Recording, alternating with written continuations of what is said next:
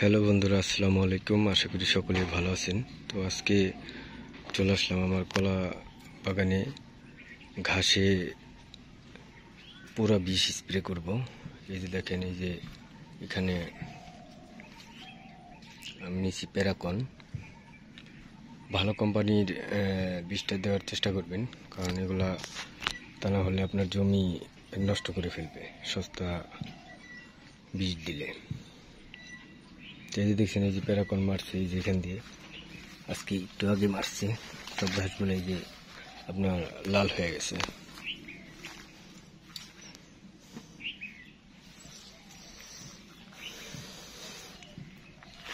দেখছেন এই সব গাছ এখানে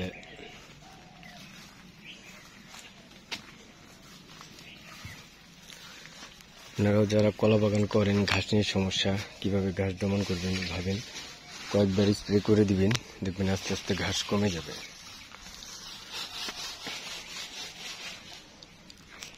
আর এমনি যদি আপনি লেবার দিয়ে ঘাস পরিষ্কার করেন তাহলে আপনার অনেক খরচ হবে। দেখুন, এই যে আজকে মারছে, ঘাসগুলা একবারে পুরো সাদা হয়ে গেছে।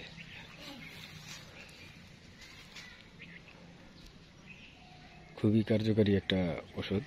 তো আপনার এটা দেওয়ার চেষ্টা করবেন, তাতে দেখবেন আপনার জমির যে ঘাস ওটা আস্তে আস্তে দু একবার মারলে আপনার চলে যাবে।